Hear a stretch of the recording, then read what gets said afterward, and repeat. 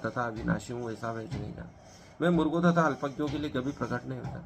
जो मूर्ख होते हैं, कम जानकारी रखते हैं, उनके सामने परमात्मा कभी प्रकट नहीं। उनके लिए तो मैं अपनी अंतरंगा शक्ति द्वारा आच्छादित रहता हूँ, अतः वे यह नहीं जान पाते कि मैं अजन्मा तथा अविनाशी हूँ। वे कभी नहीं जान पाएंगे कि वे परमात्मा जो है अजन्मे हैं और अविनाशी हैं।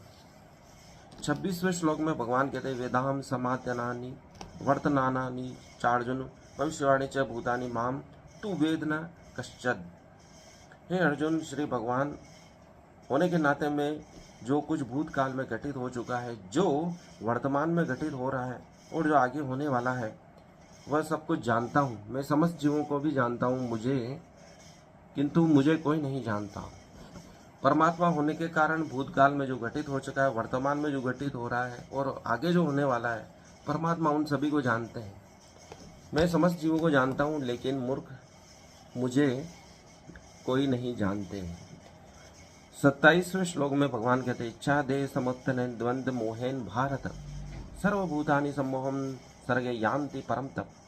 हे भरतवंशी अर्थात अर्जुन, हे शत्रु विजेता, समस्त जीव जन्म लेकर इच्छा तथा घृणा से उत्पन्न द्वंद्वों से मोहग्रस्त होकर मोह को प्राप्त होते हैं।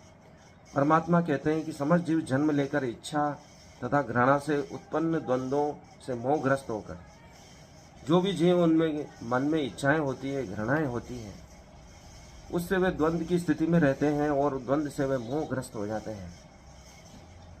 मोहग्रस्त होकर वे मोह को ही प्राप्त हो जाते हैं। 28वें श्लोक में भगवान कहते हैं, येषां चन्द्वगतं पापं न जनानां पुण्य कर्माणां ते तन्वनुर्मुक्ता भजन्ते मां दृढ़ता।